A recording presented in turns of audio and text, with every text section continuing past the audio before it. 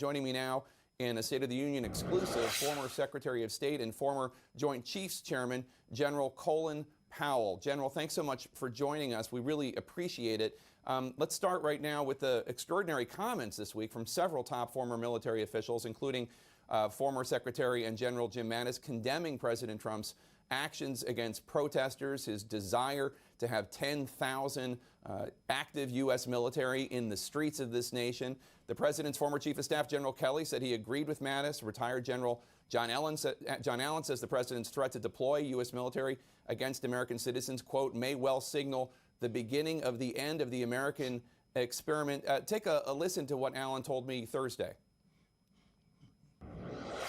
I never believed that the Constitution was under threat until recently, and I have concerns about that. We should all be very attentive right now to how the rule of law is being administered in this country.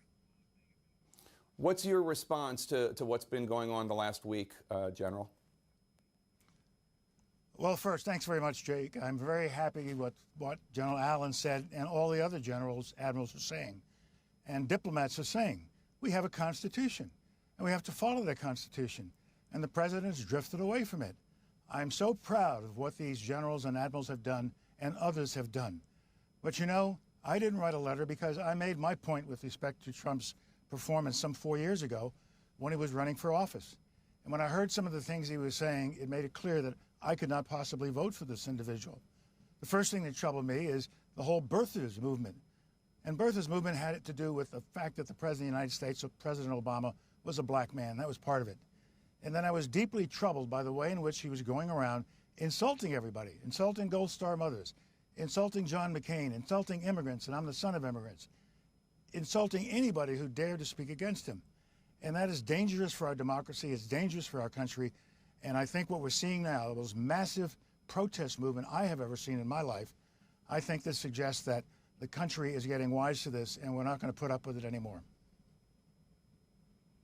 And former Defense Secretary General Mattis said, quote, Donald Trump is the first president in my lifetime who does not try to unite the American people, does not even pretend to try. Instead, he tries to divide us. It sounds like you agree with that. You have to agree with it. I mean, look at what he has done to divide us. Forget immigrants, let's put up a fence in Mexico. Forget this, let's do this. He is insulting us throughout the world. He is being offensive to our allies. He is not taking into account what our foreign policy is and how it's being affected by his actions. So yes, I agree with General Allen. I agree with all of my former colleagues. And remember, I've been out of the military now for 25 years. And so I'm watching them closely because they all were junior officers when I left. And I'm proud of what they're doing. I'm proud that they were willing to take the risk of speaking honesty and speaking truth to those who are not speaking truth. We've seen tens of thousands of protesters taking to the streets this week in opposition to racial injustice and police brutality. What's been your personal reaction to this moment? Do you think that the country is in something of a turning point? We are at turning points. I mean, the Republican Party, the president, thought they were sort of immune. They can go say anything they wanted. And even more troubling, the Congress would just sit there and not in any way resist what the president's doing. And the one word I have to use with respect to what he's been doing for the last several years is a word I would never have used before. I never would have used with any of the 4 presidents I've worked for. He lies. He lies about things. And he gets away with it because people will not hold him accountable. And so while we're watching him, we need to watch our Congress. I watched the senators heading into the chamber the other day after all this broke, with a reporter saying, what do you have to say? What do you have to say? They had nothing to say. They would not react. And so we're not a country of just a president. We have a Congress. We have a Supreme Court. But most of all, we have the people of the United States, the ones who vote him in and the ones who vote him out. I couldn't vote for him in '96, and I certainly cannot in any way support President Trump this year. So, yeah, I know you didn't vote for him in 2016. I assume, based on the fact that you approved Joe Biden when then Senator Obama picked him to be his running mate in 2008, I assume you're going to be voting for Joe Biden? I'm very close to Joe Biden on a social matter and on a political matter. I've worked with him for 35, 40 years, and he is now the candidate, and I will be voting for him. Let me ask you, during the Rodney King riots in 1992, you counseled then President George H.W. Bush on a speech he was about to give. You wrote about this very movingly in your book. You wrote, quote, "I read it with dismay." This is the first copy of the speech. "I thought the tone was all wrong. Yes, the rioting was criminal and law and order had to be restored, but the violence had not incubated in isolation. It had deep social roots. The speech, as it stood, recognized only the former and ignored the latter. Do the law and order bit," you said, "but there's language here that's only going to fan the flames. Turn down the heat," I suggested. "Get some reconciliation into the president's message." And President George H.W. Bush did take your advice back in 1992. He talked about how he was disappointed that the cops who beat Rodney King had been acquitted, and on and on. President Trump has been emphasizing law and order. Do you think that he is talking enough about reconciliation and empathy and what the people in the streets are calling for in his message in any way? No, he is not in any way that I recognize. He always is shooting toward his base.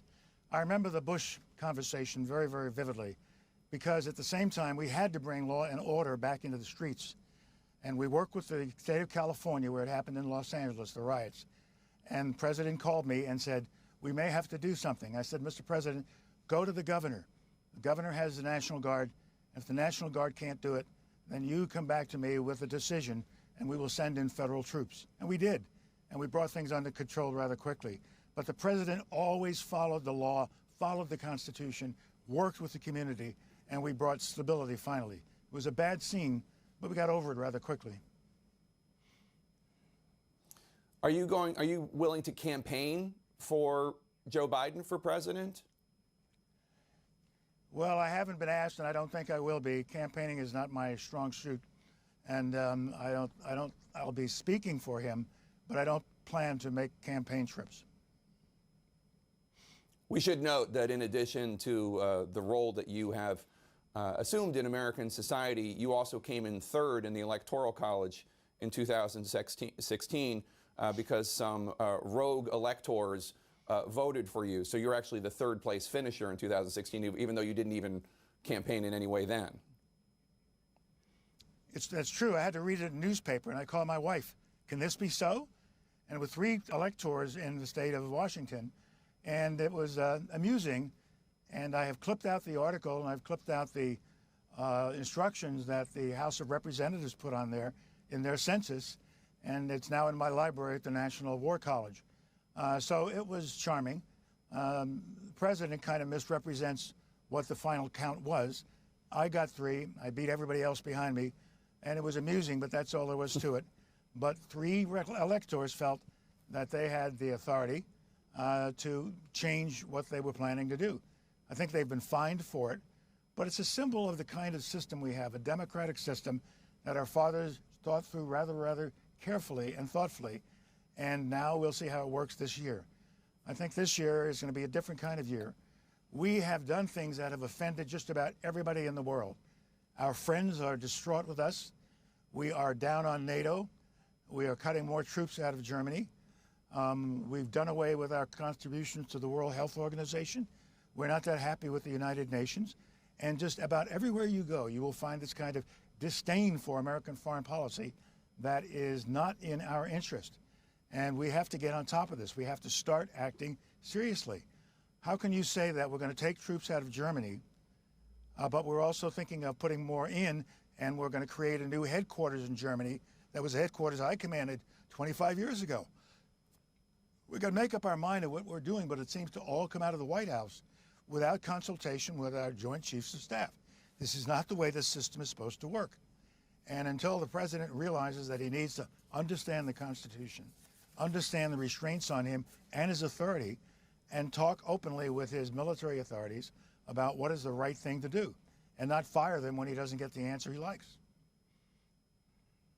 I want to ask you about foreign policy. As a former Secretary of State, the Chinese government is under a lot of scrutiny for how it handled the coronavirus pandemic early on, as well as its recent anti-democratic crackdown in Hong Kong. 2 years ago, you said we shouldn't create a Cold War situation with the Chinese. Are we in one, do you think? We're in a bad situation right now because we're fighting over things that I don't think we need to fight over. The Chinese did not do well at the very beginning of this virus crisis. But at the same time, it was our intelligence community that was telling the administration, telling the president, beginning in December through January, February, and March, that we had this. And the president wouldn't respond to it. They kept trying to see if there's somebody else to blame. And so in order to get out of this, we're not blaming the Chinese for everything. Our relationship with the Chinese during my time as chairman or my time as Secretary of State was a healthy one. When they did things we didn't like, we told them about it. But more often, we were speaking to them as fellow individuals and a government that we could speak to. I did a lot with the Chinese, disagreed with them when they had to be disagreed with, but at the same time respected them and listened to what their point of view was right now, then. And right now, we ought to be listening carefully to what they're doing in Hong Kong, and we should not take action that just infuriates the situation and makes the situation worse.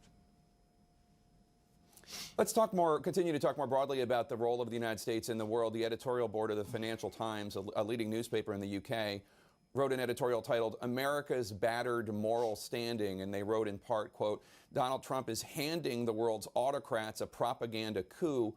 Never before has a U.S. president demonized, in blanket terms, those protesting against injustice. If China were to send its tanks into Hong Kong, world the world listened to what the U.S. Senate thought." Do you agree that our moral standing as Americans is being battered because of the attitude President Trump has, not only to our allies, but to citizens protesting peacefully? Our moral standing has been demonized by what not only the world is thinking, but they're just looking at us. They're looking at these demonstrations. They see that these are demonstrations that are justified and not to be criticized. They see that George, as the president called him, was murdered.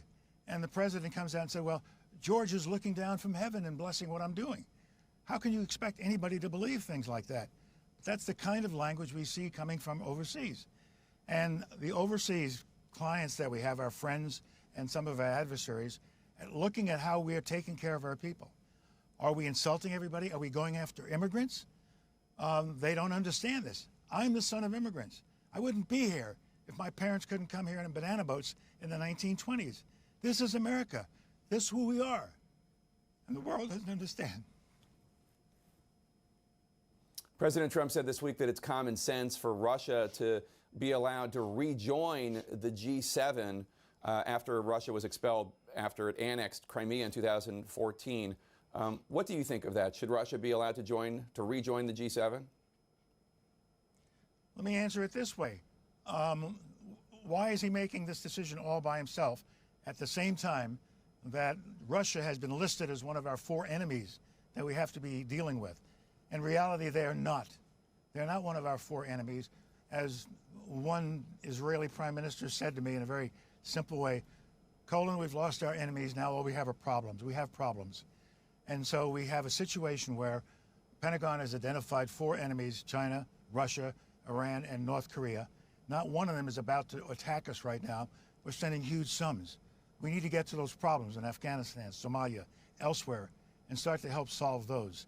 And so the world is listening, and what are they hearing? They're hearing this: we don't like immigrants, we don't want them in, let's kick them out. We're hearing that we don't like so many of our ethnic people, the ethnic slices that America represents. We don't like that, and they speak out against it. It's our strength. It's been our strength for 200 years. And we ought to stick up for our immigration policies. We ought to stick up for our minorities. We ought to put more money into lower income classes of Americans. We need to get our kids educated, white and black, all of them. Get educated like I was educated in the public school system of New York. And I'm now in a graduate of a public college in New York, and have been rather successful with this public school education. That's the kind of education all of our young people should have, and it is a major priority in my lifetime and among my friends. Last question for you, sir, and we really do appreciate your time today. There are a lot of independent voters out there, or moderates, Democrats and Republicans, who might be concerned that the Democratic Party is drifting too far to the left. and they hear your comments about President Trump. Why is it so important to you that President Trump not be reelected? Because I think he has been not an effective president. He lies all the time. He began lying the day of inauguration when we got into an argument about the size of the crowd that was there. People are writing books about his favorite thing of lying, and I don't think that's in our interest. I didn't vote for him in 2006. The situation for 2020, in my mind, in my life, has gotten worse. Every American citizen has to sit down, think it through, and make a decision on their own. Don't listen to everybody out there. Don't read every newspaper. Think it through. Use your common sense and say, is this good for my country? Before you say this is good for me. We have a lot of people who are earning great wealth. And when I've talked to some of them, they said, well, gee, the economy's doing great. I'm doing great. The economy exists for all of the American people, not just you doing great or me doing better. So what we have to do now is reach out to the whole people. Watch these demonstrations, watch these protests, and rather than curse them, embrace them to see what it is we have to do to get out of this situation that we find ourselves in now. We're America, we're Americans, we can do this. We have the ability to do it, and we ought to do it. Make America not just great, but strong, and great for all Americans, not just a couple. Retired General Colin Powell, former Chairman of the Joint Chiefs, former Secretary of State, we're honored with your presence today. Thank you so much, sir. Thank you, Jake.